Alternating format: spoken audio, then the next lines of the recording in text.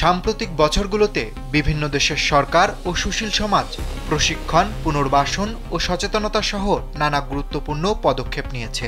ফলে মানব পাচার রোধে সামগ্রিক কাজের ছক বদলাতে শুরু করেছে বাংলাদেশেও। ইতোমধ্যে ভুক্তভোগীদের শনাক্তকরণ বেড়েছে, প্রসারিত হয়েছে রক্ষা ও সেবার ব্যবস্থা। পাশাপাশি জোরদার করা হচ্ছে সরকারি ও বেসরকারি সংস্থার সমন্বয়। মানব পাচার প্রতিরোধে বাংলাদেশ উল্লেখযোগ্য অগ্রগতি দেখাচ্ছে, এমনটাই জানালো মার্কিন পররাষ্ট্র দপ্তরের সর্বশেষ প্রতিবেদন। 2025 সালের মানব পাচার বিষয়ক বার্ষিক প্রতিবেদনে দেশটিকে রাখা হয়েছে দ্বিতীয় স্তরে। প্রতিবেদনে বলা হয়েছে, মানব পাচার মোকাবেলায় ন্যূনতম শর্ত পূরণ করতে না পারলেও বাংলাদেশ গত বছরের তুলনায় অনেক বেশি প্রচেষ্টা চালাচ্ছে। এ কারণেই বাংলাদেশ দ্বিতীয় স্তরে স্থান ধরে রেখেছে। গত বছর বাংলাদেশ সরকার 1462 জন পাচারের শিকারকে শনাক্ত করেছে।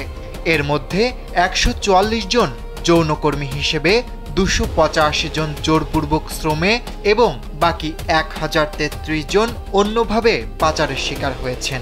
এর আগের বছর এর সংখ্যা ছিল 1210 জন।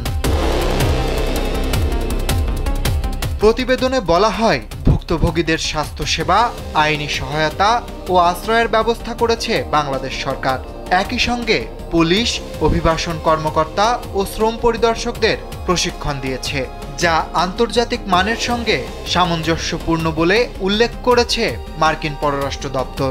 এছাড়া ইন্টারপোল সহ বৈশ্বিক অংশীদার ভারত ও দক্ষিণ আফ্রিকার সঙ্গে যৌথ তদন্ত কার্যক্রম চালিয়ে যাচ্ছে বাংলাদেশ। পাচার বিরোধী কার্যক্রমে সিআইডি, পিবিআই এবং সিটিটিসি এর মধ্যেও সমন্বয় আরও জোরদার হয়েছে। সরকার জাতীয় মানব পাচার বিরোধী কর্তৃপক্ষের মাধ্যমে কার্যক্রম চালাচ্ছে। এবছর সচেতনতা বৃদ্ধি, প্রতিরোধ ও পুনর্বাসনে বরাদ্দ দেওয়া হয়েছে 621 কোটি টাকারও বেশি। বাংলা ও ইংরেজি পত্রিকা, রেডিও এবং ডিজিটাল প্ল্যাটফর্মে চলছে সচেতনতামূলক প্রচারণা, যেখানে নিরাপদ অভিবাসন, শ্রম অধিকার এবং প্রতারণামূলক নিয়োগের ঝুঁকি সম্পর্কে জনসচেতনতা তৈরি করা হচ্ছে। বাংলাদেশ প্রতিবেশী দেশগুলোর সঙ্গে কাজ করছে সীমান্ত পারে মানব পাচার প্রতিরোধে, বিশেষ করে ভারত, নেপাল, শ্রীলঙ্কা ও থাইল্যান্ডের সঙ্গে বঙ্গোপসাগরীয় অঞ্চলে সমন্বয় জোরদার করছে। মানব পাচার মোকাবেলায় বাংলাদেশের দৃঢ় রাজনৈতিক সদিচ্ছা এখন স্পষ্ট। দ্বিতীয় স্তরে অবস্থান প্রমাণ করে শাসন ব্যবস্থার সংস্কার, আইনের শাসন প্রতিষ্ঠা এবং অভিবাসী কর্মীদের সুরক্ষায় এগিয়ে যাচ্ছে বাংলাদেশ। অরিত্র বাসু, কালবেলা।